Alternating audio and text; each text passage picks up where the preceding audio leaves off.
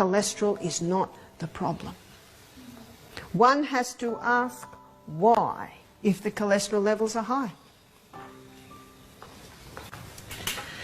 Atkins found on his dietary program, where the people are eating cream, butter, cheese, eggs, meat, their cholesterol levels went down.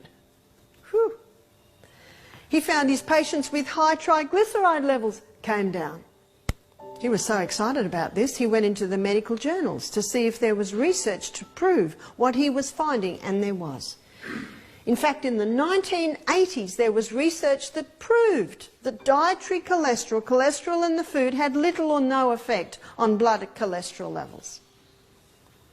Atkins found, and this, you might find this interesting, he found that fibre was an essential nutrient. These are the three essentials.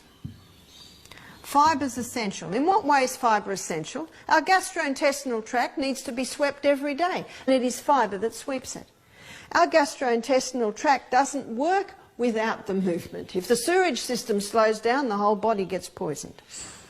But it is in the fibre part of the food, in your whole grain pastas, whole grain rices, breads, grains, that's where most of your B vitamins are.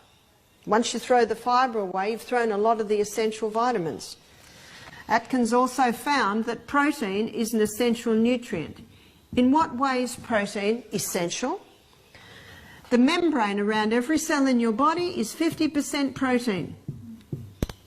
Do you remember yesterday I talked about the double helix strand of the DNA, the crossword bands are amino acids. What are amino acids? Let me show you. This is protein. This is what protein looks like under a microscope. In your gastrointestinal tract, enzymes break that protein down to peptides and polypeptides. And then those peptides and polypeptides come down into your small intestine. And enzymes from your pancreas break them down into amino acids. Only as amino acids can they be then absorbed out of your hollow tube and into your blood and become part of your body. So basically, protein is made up of amino acids. I found it interesting when I read of Florence Nightingale that when she had very sick, weak patients, she would give them raw milk or beef tea. What do raw milk or beef tea contain? Both contain protein in a very simple, usable form. Your body cannot heal without protein. On a low protein diet, the body cannot heal. I've had some very sick people come to our health retreat who've been on raw food or fasting for a couple of years. They haven't had enough protein to heal. So you know what I do? I blast them with protein. My son James, you know, he's got arms like my thighs, you know, and he does bodybuilding and he does it only with natural food. And he actually trains quite a few people. And James is like me, you know, very hard to put on weight. He's worked very hard at these muscles here. What does he eat a lot of? Protein. Every single meal has the protein. You cannot build without the protein. Atkins also found that fat is an essential nutrient. You know what that means? We cannot function properly without it. And the membrane around every cell in the body is 50% protein, 50% fat. The membrane around the nucleus, the membrane around the ribosome, the membrane around the little mitochondria, all these little functions inside every cell in the body is 50% protein, 50% fat. Does that make it pretty essential? It does. We need to be greased and oiled. And every lady that comes here on a fat-free diet, she's got a whole bag full of moisturizers, because what's happening to her skin? It's just drying out.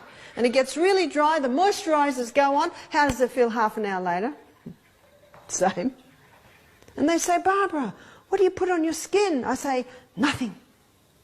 Nothing. Not a single cent do I spend on anything I put on my skin. But you know what I eat a nice amount of? Fat. I'd rather do that. I'd rather spend money on beautiful olive oil, beautiful coconut oil, top quality nuts and seeds, chia seeds, avocados. I'd much rather do that. I'd much rather my dollar go there. Because we like eating, don't we? And the food should taste fantastic and be of good quality. If it is, your hair will shine. If it is, the skin will work, your eyes will see, your ears will hear. The whole of our body is an illustration of the integrity and the strength and the nutritional value of every cell. And remember, that's what we are, just a bunch of cells. That's why we have to heal from the cellular level. Atkins found that these are 3 essentials, and his diet was high in them. Well, where was the fibre? His patients had to eat 3 cups of vegetables a day, and 1 cup had to be all greens. And on Thursday, we're going to look at the acid-alkaline balance, and you'll see the most alkaline food is your greens. I just saw William walk past with a big box of greens.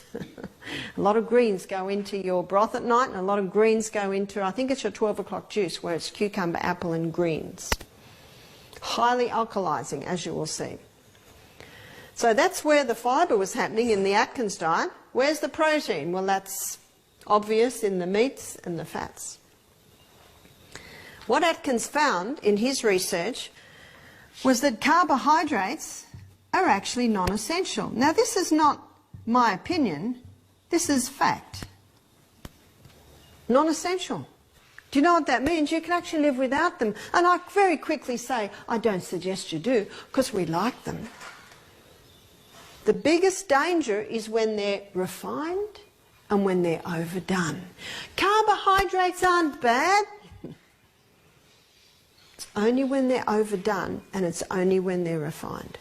But I must say, I've even met some vegetarians who are overdoing the whole grain carbohydrate. Again, doesn't mean they're bad. We enjoy them and they're high in nourishment, but they can be overdone. I've given you 2 illustrations this morning. One is this high carbohydrate and the other is the Atkins, down to 20 grams of carbohydrates a day. That's extreme. Where do you think we should be? Somewhere in the middle. Yeah? Your carbohydrate part of your meal is your negotiating part of the meal. And the negotiations change depending on your age, your size, your fitness, your size, your physical, mental output through the day. It can change. Don't negotiate the fibre, the protein and the fat. It's the carbohydrate part that you negotiate. It can be as simple as this. Instead of having a whole load of pasta with garlic and oil and parsley, have half a plateful of pasta with a very nice sauce with maybe lentils and lots of parsley and a big salad. See, it's just changing the ratios. Instead of 3 cups of rice and a little bit of dal, you have 1 cup of rice, a lot of dal and a big salad. You see, you can just change the ratios like that. When I have dinner with my boys, they have pasta. They have 3 times the pasta that I have. Same amount of sauce, same amount of salad. I have a little tiny bit of pasta, lots of sauce, lots of salad. You see, I don't need a lot of carbs. I'm just a little lady. They're big, strong men, and they build and tile and all that all day long. And then you know what they do in the evening? They go to the gym and work out. They can have 3 or 4 times the carbohydrates I can have. 4 weeks ago, we had a guy do our program. He was 33. He just walked across Australia from the most eastern to the most western to the most eastern.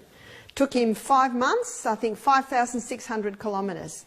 He said by the end, he could eat 5 times the food that he was eating at the beginning. The amazing thing is, and you'll hear about this when I speak about exercise, when you start moving the body, you change the metabolic rate. And those little muscle cells start consuming more and more, and the more you put into this fire, the more energy that you get. But when a person's metabolic rate has changed to storing fat, the more they put in, the bigger they get. It's all to do with the way that the cells run, and I'll discuss that on Friday and show you how to do it. But as one writer I was reading about recently, he said in weight loss and in Fitness, he said 80% is due to diet. Wow.